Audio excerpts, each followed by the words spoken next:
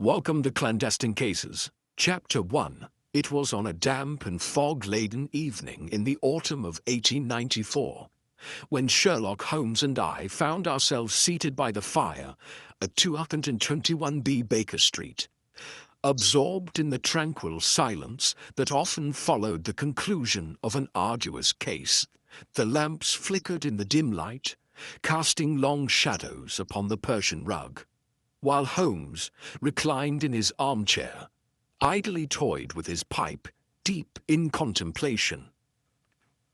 I had just set aside the latest edition of the Times, when the stillness of our quarters was broken by a sudden and urgent rapping at the door. Before Mrs. Hudson could make her way upstairs, Holmes had already sprung to his feet and unlatched it. The figure that stepped inside was that of a man in his middle years, clad in a heavy greatcoat, his face pale and lined with worry. Its breathing was labored, and he removed his hat with trembling fingers. "Mr. Holmes," he said, his voice quivering, "I must implore your assistance. There has been a most dreadful occurrence at Hollow Manor." Holmes studied him keenly, his sharp grey eyes narrowing. "Come, sir, warm yourself by the fire and tell us everything," he said, motioning for the man to take a seat. "I perceive that you have travelled in haste, and that your distress is no mere fancy." The man swallowed hard and glanced toward me, as though seeking reassurance before proceeding. "My name is Alfred Winslow. I am the steward of Hollow Manor, the ancestral home of the Cartwright family, situated in Surrey. Earlier this evening, the master of the house, Lord Reginald Cartwright, was found dead in his study, under the most inexplicable circumstances." Holmes leaned forward slightly, his expression impassive, but his fingers steepled in that familiar pose of concentration. "Inexplicable, you say?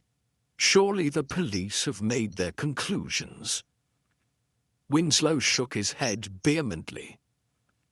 "Inspector Lestrade has been summoned, but no logical explanation presents itself. Lord Cartwright was discovered, locked inside his study, seated at his writing desk, his expression one of sheer terror. And yet there was no sign of violence, no weapon, and no means by which an intruder could have entered or left. The doors and windows were all secured from the inside." Holmes's eyes gleamed with interest. "A locked-room mystery, Watson. How delightful." I suppressed a sigh. Though accustomed to his enthusiasm in the face of the macabre, I found it rather unsettling that he derived such excitement from what was evidently a terrible tragedy. Winslow cleared his throat. "If you could accompany me at once, Mr. Holmes, I should be eternally grateful. The household is in turmoil, and Lady Eleanor, the late lord's widow, is beside herself with grief." Holmes rose abruptly. "Watson, fetch your coat. We have a murder to investigate." And so within minutes we found ourselves wrapped in our greatcoats, braving the chill of the London night, bound for Hollow Manor, a place that would soon prove to be the setting of one of the most baffling cases I had ever witnessed. Chapter 2. The journey to Hollow Manor was shrouded in silence, save for the rhythmic clatter of hooves against the cobbled streets, and the occasional murmur of Winslow, who sat opposite us in the carriage, his hands clasped tightly together. Holmes, for his part, remained as still as a statue, his gaze fixed upon some distant point beyond the window, lost in quiet contemplation. I had seen him in this state before, his mind already dissecting the problem long before we had arrived at the scene. As we neared our destination, the fog thickened, rolling over the countryside like an ethereal veil, obscuring the moonlight and casting an eerie glow upon the hedgerows. Hollow Manor loomed in the distance, its silhouette stark against the night sky. It was a grand yet desolate structure, its towering facade weathered by time. Gas lamps flickered feebly along the gravel drive, doing little to dispel the sense of unease that had settled upon me the moment we had set eyes upon the estate. The butler, a gaunt man with hollow cheeks and sharp features, greeted us at the entrance with a stiff bow. "Thank you for coming, Mr. Holmes," he said in a low voice. "Lady Eleanor is in the drawing room, though she is in no state to speak at present. Inspector Lestrade has arrived and is waiting in the study." "Then let us not keep him waiting," Holmes replied, striding forward without hesitation. We were led through dimly lit corridors, adorned with portraits of long-deceased Cartwright ancestors, their eyes seeming to follow us as we passed. The air was heavy with the scent of old parchment and candle wax, and a peculiar hush had settled over the house, as if it too held its breath in anticipation. At last, we arrived at the study, a stately room lined with mahogany bookshelves and centered around an ornate desk. And there, slumped in the great leather chair behind it, was Lord Reginald Cartwright. His lifeless form remained as Winslow had described, his mouth slightly open, his eyes wide in an expression of abject terror. There was no sign of injury, no visible cause of death. A single oil lamp flickered upon the desk, casting wavering shadows across the polished wood. The door to the study remained locked, as did the tall windows, their curtains drawn tightly shut. Lestrade stood near the fireplace, arms folded across his chest, his brow furrowed in thought. He turned as we entered.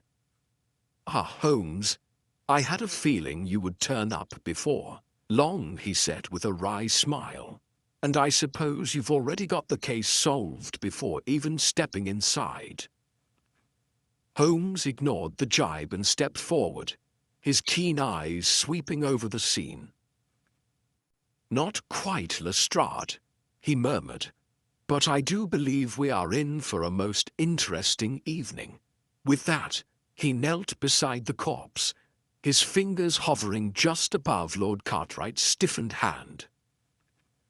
"Tell me, Lestrade, have you observed the most curious detail about this scene?" Lestrade scoffed. "What detail?" Holmes turned his gaze toward me. "Watson, you have an eye for the unusual. What strikes you as odd about our unfortunate lord's final moments?" I hesitated, studying the body with a physician's scrutiny. "There is no sign of struggle," I said slowly. "And yet, his expression suggests an immense fright, as if he saw something that quite literally stopped his heart." Holmes nodded approvingly. "Quite so. But there is something more, something most peculiar indeed."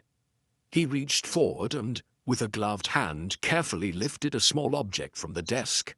It was a scrap of paper, partially crumpled, upon which were hastily scrawled 2 words.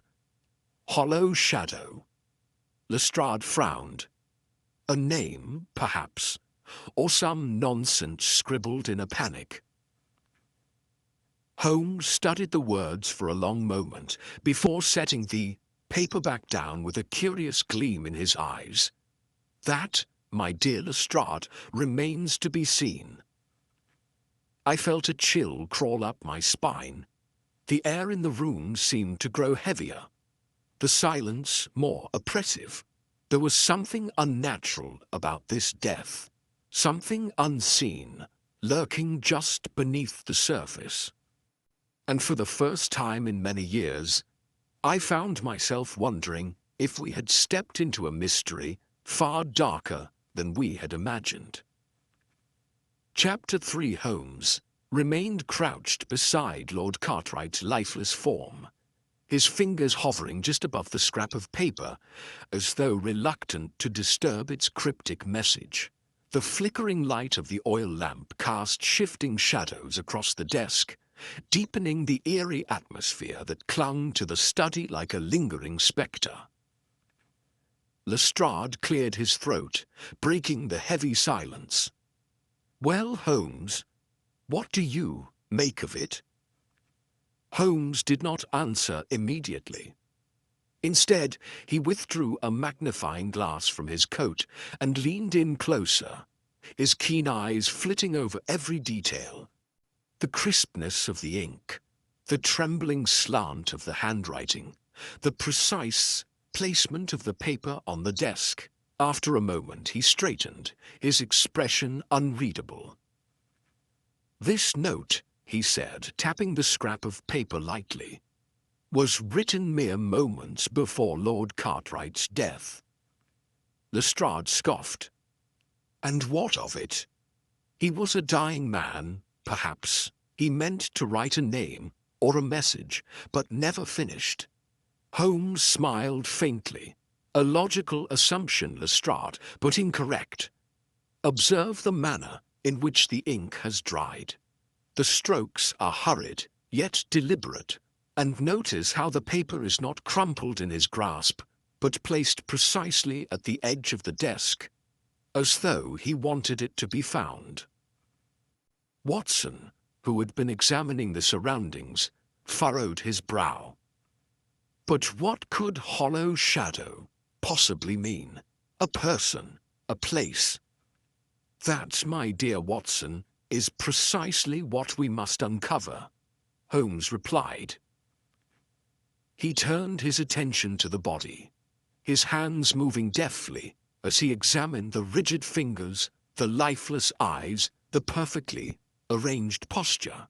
Then, with a sudden motion, he lifted Lord Cartwright's right sleeve, revealing a faint mark upon the skin just below the wrist. Lestrade stepped closer. "What's that?" "A pinprick," Holmes murmured, his voice tinged with intrigue, barely noticeable but unmistakable. The inspector frowned. "Poison?" Holmes nodded.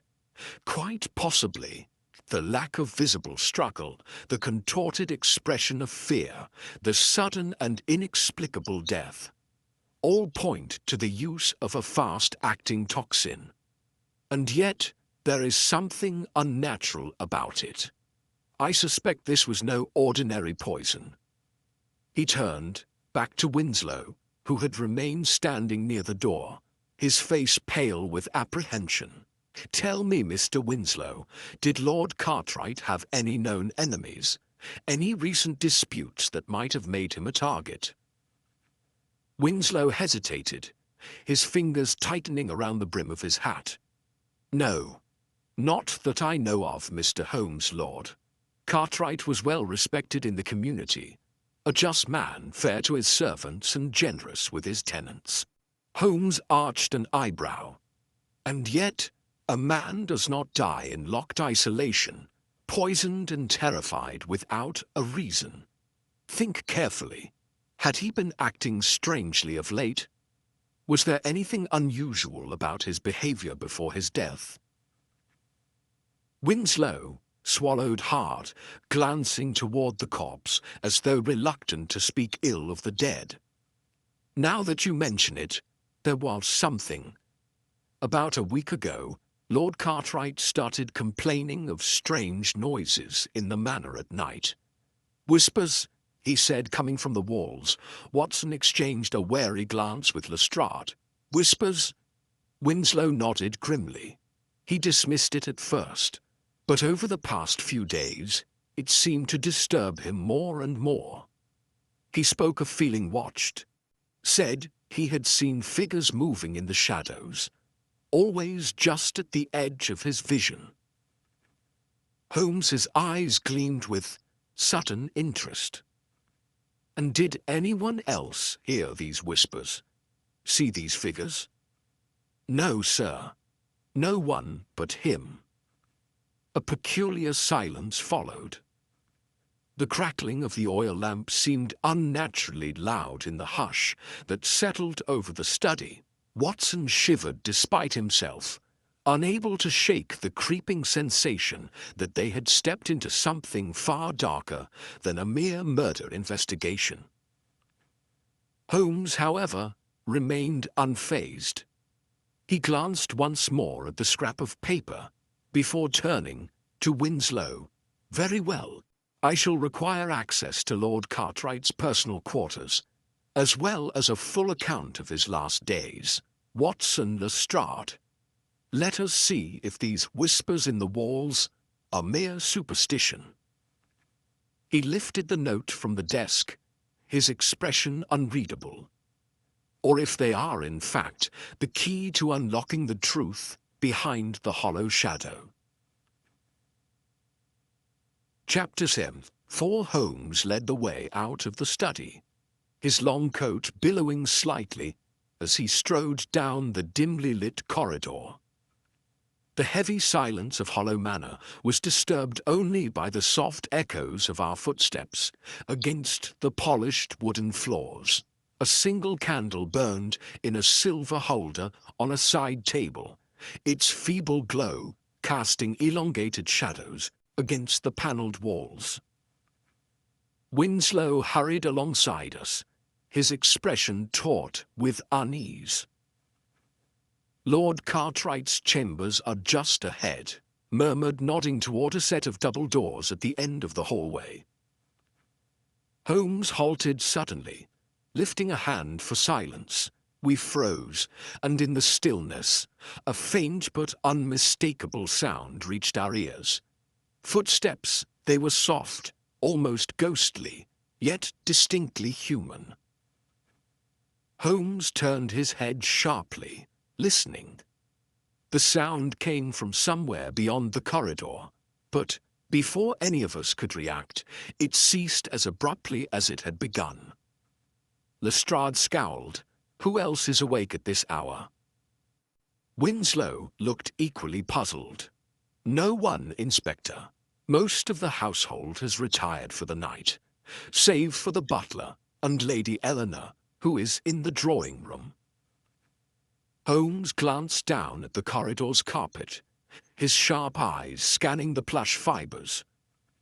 With a swift motion, he withdrew a small metal case from his pocket and sprinkled a fine layer of chalky dust across the floor just outside the study.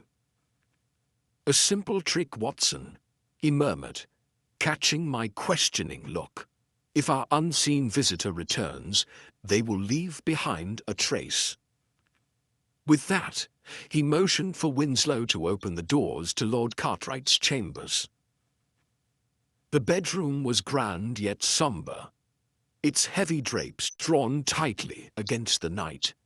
A vast, four-poster bed stood against the far wall, its covers undisturbed, as though the late lord had scarcely slept in his final days.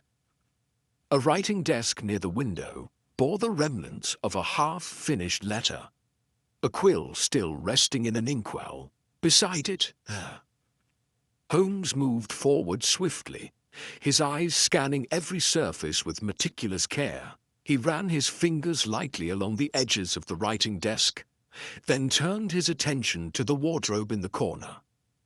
Opening it, he examined the contents. Rows of neatly pressed suits, fine waistcoats, and an assortment of silk cravats. "Curious," he murmured. "What is?" I asked, stepping closer. He gestured to the clothing. Despite his apparent fears, Lord Cartwright continued dressing with impeccable care. This suggests that while he was troubled, he did not yet expect his demise. If he truly believed himself haunted, he might have fallen into disarray. Lestrade sighed. "Holmes, what does a man's wardrobe have to do with his murder?" Holmes merely smiled. "Everything, my dear Lestrade. A man's habits reveal far more than his words." He turned back to the writing desk, where he carefully lifted the unfinished letter. "Watson, would you care to read it aloud?" I took the parchment and held it to the light. The ink was slightly smudged, as though the writer's hand had trembled while composing it. "To my dearest Eleanor, I fear I have not much time left. The hollow shadow has returned, and it watches me still. I see its form in the corners of my vision, hear its whispers in the stillness of the night. I do not know if I shall live to see the morning, but should I fall before then, know that my love for you remains undiminished. There is a truth buried within these walls, one that I have long ignored. But it will not be silent any longer. Forgive me. Reginald."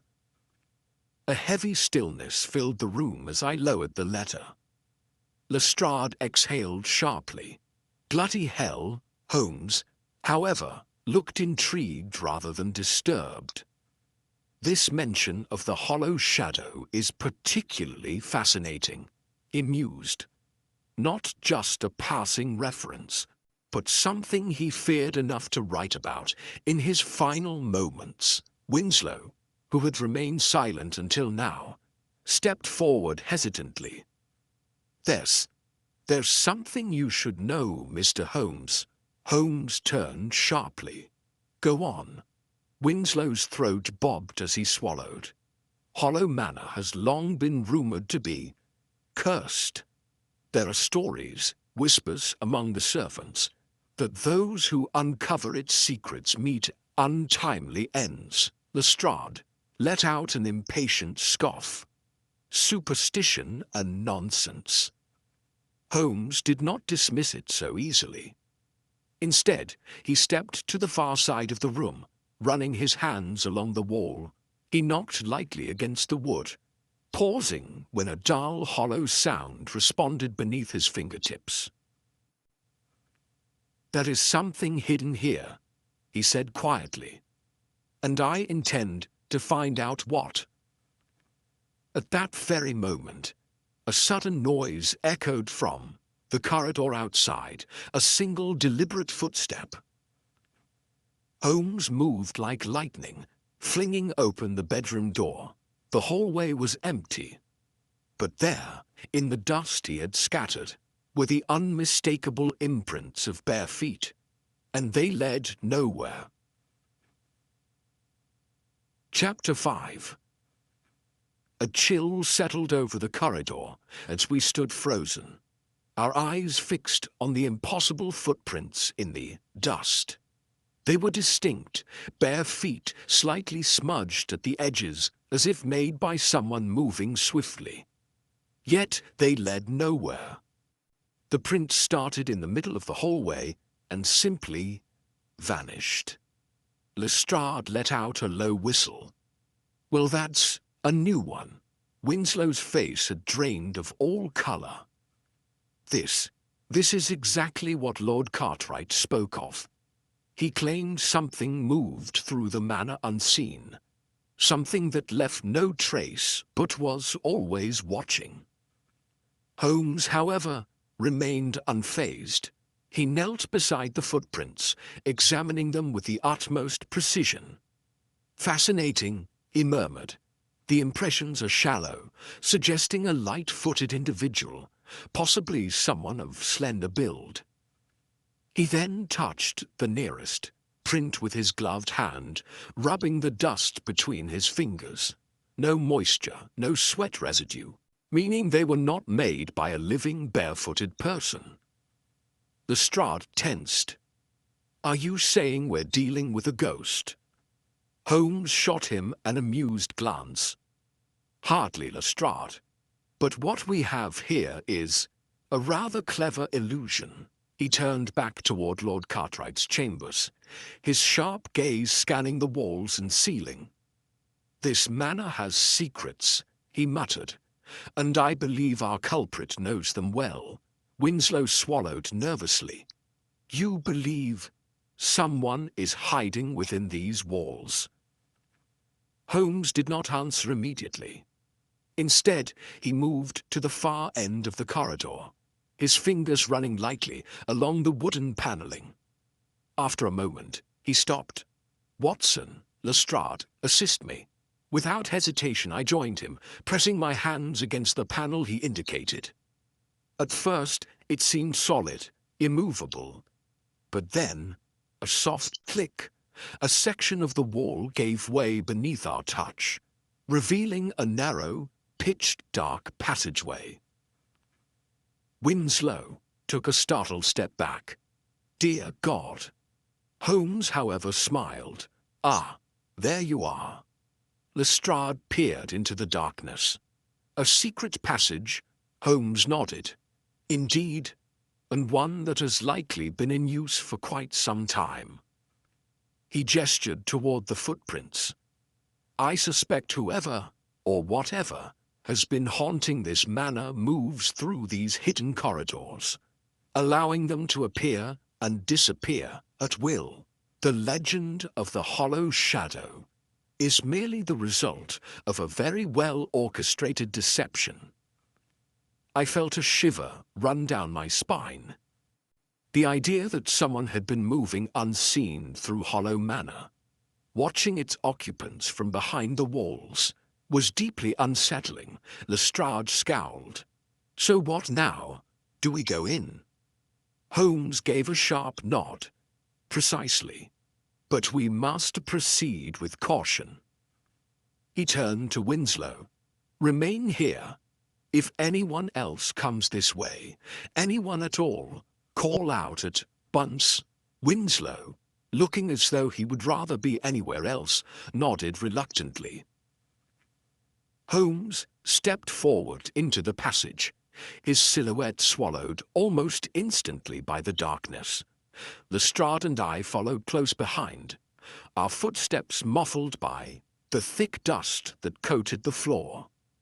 The air was stale, thick with the scent of age and neglect. The walls were cramped, the wooden beams pressing in on either side as we made our way forward. The passage twisted and turned, leading us deeper into the unknown. Then, suddenly, Holmes stopped. "Do you hear that?" he whispered. I strained my ears. At first, I heard nothing but the sound of my own breath. But then, a whisper, faint, indistinct, but unmistakably human. Lestrade stiffened. "Who's there?" Silence. Holmes reached into his coat, withdrawing a small matchbox.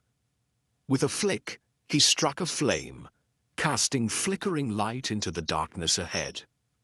And in that brief moment, we saw it, a figure, crouched at the far end of the passage, its face obscured in shadow. Watching us, and before any of us could react, it moved. Faster than seemed possible, it vanished into the darkness. Holmes surged forward. After them, without hesitation, we ran. The chase had begun. Chapter 6. We plunged forward, the flickering glow of Holmes's match barely illuminating the passage as we raced after the vanishing figure. The air grew colder, the damp scent of aged wood thick in the narrow corridor. "Holmes, slow down," I called, nearly stumbling as the passage took a sharp turn. But Holmes was already ahead, his long coat whipping behind him as he pursued the unknown figure with relentless precision. From somewhere in the darkness, the whispers returned, low, indistinct, moving. Lestrade cursed under his breath.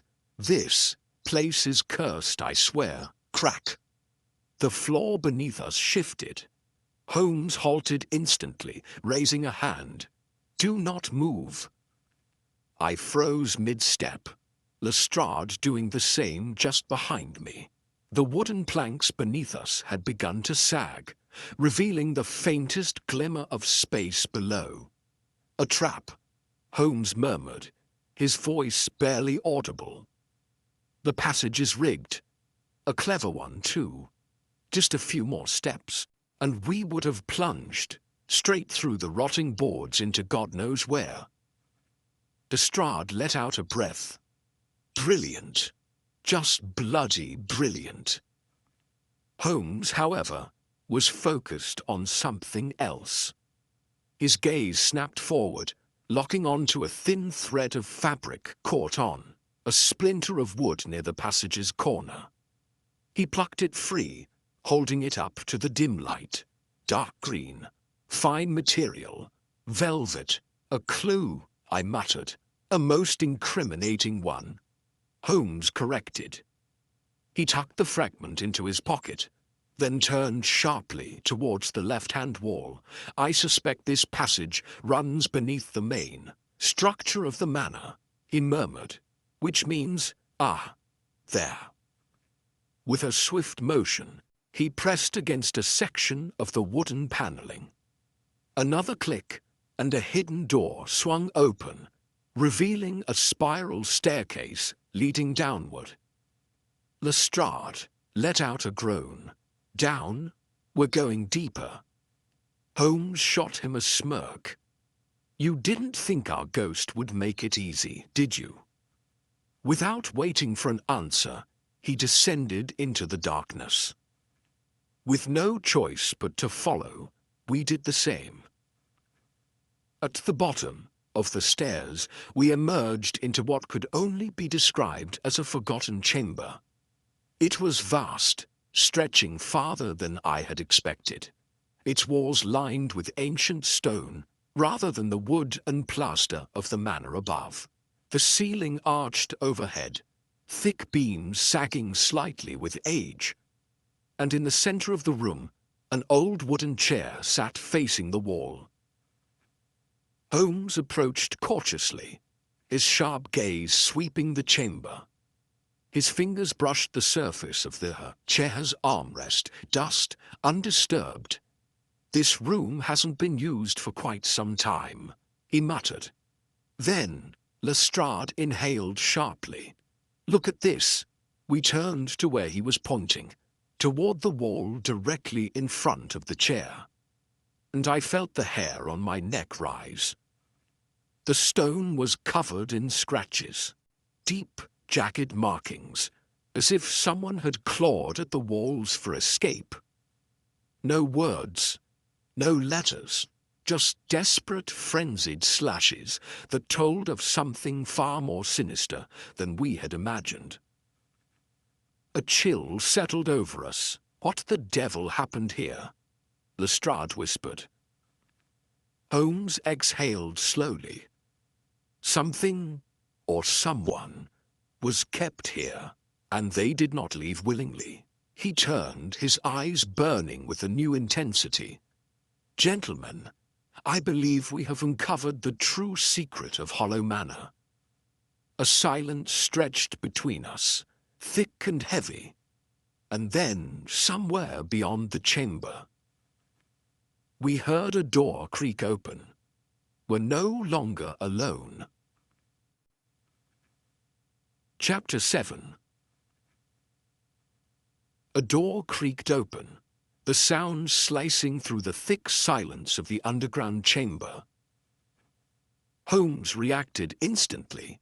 He pressed himself against the stone wall, his sharp eyes scanning the dimly lit space for movement. Lestrade's hand went instinctively to his revolver, but Holmes motioned for restraint. "Wait," he murmured. "Let them come to us." I held my breath. Footsteps, slow, deliberate, moving along the passageway just beyond the chamber. Then, silence. Lestrade whispered, "They know we're here." Holmes gave the faintest nod. "Indeed, but the real question, Lestrade, is whether they fear us, or whether they are luring us in." Winslow had described whispers in the manor. Lord Cartwright had died in locked isolation, with fear frozen upon his face. Something had haunted this house. Not a spirit, but a mind far more dangerous. Holmes stepped away from the wall, his footfalls as light as a cat's. He reached into his coat and retrieved a small silver object, his tinderbox. With a flick, a spark ignited, illuminating the room in its golden glow. And then we saw it, at the far end of the chamber, standing at the entrance of a second narrower passage, was a man, or at least what once had been. His clothes hung in tatters, his body gaunt and withered, as if he had been trapped underground for years. His face, barely visible in the dim light, bore wild eyes and sunken cheeks, the expression of a creature that had been starved, abandoned, forgotten. A strangled gasp escaped Lestrade. Who, in God's name? The figure lunged. Holmes did not flinch. With an almost calculated ease, he sidestepped as the man staggered forward, his arms outstretched, his voice nothing more than a hoarse whisper. No more. No more shadows. I recoiled instinctively, but Holmes caught the man by the wrist, his grip firm yet measured. "Who are you?" he demanded. The man let out a dry, choked sound. A laugh. A sob. It was impossible to tell.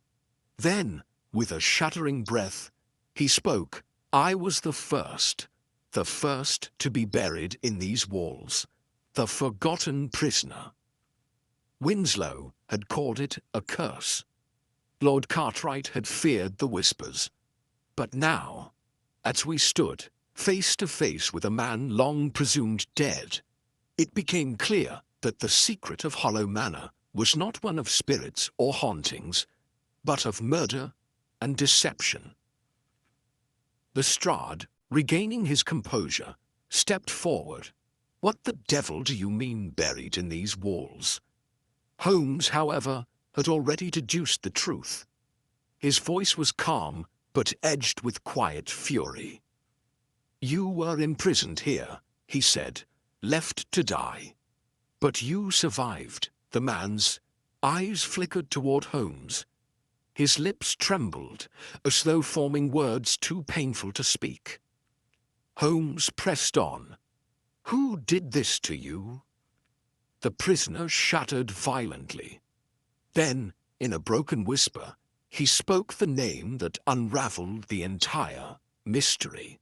"Reginald Cartwright, Lord Reginald Cartwright."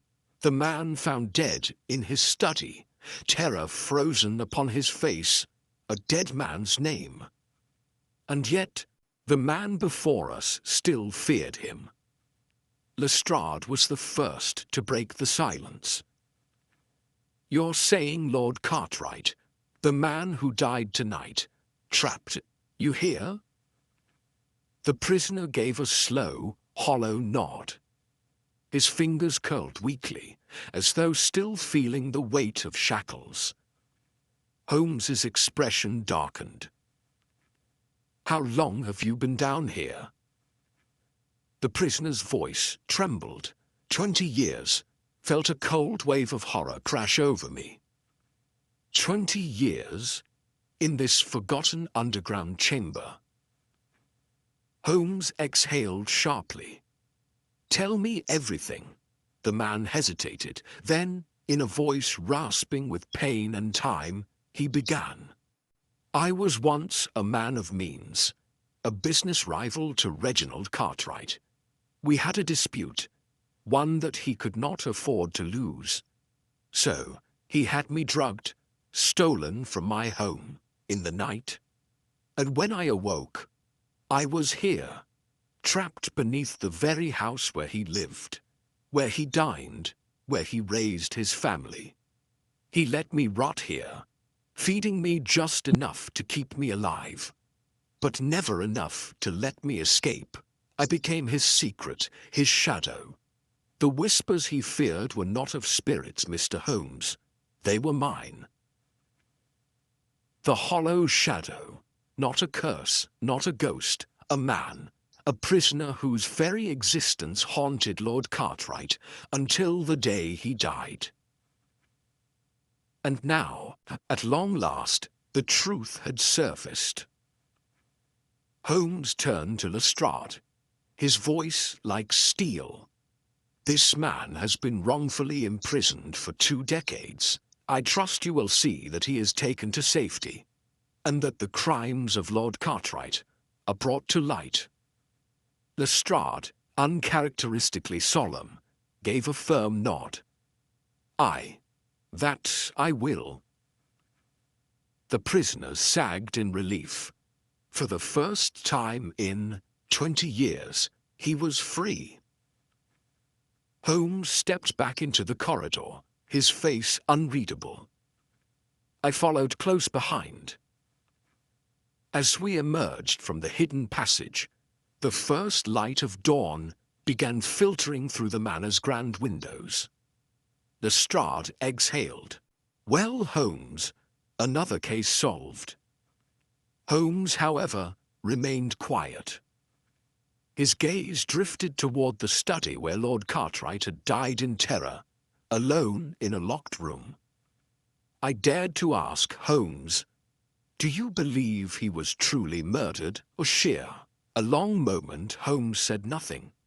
Then finally, in a voice quiet yet certain, he spoke. "No, Watson. I believe Lord Cartwright was haunted by his own sins." And as we stepped out into the cold morning air, I could not help but wonder. Perhaps in the end the hollow shadow had finally come for him.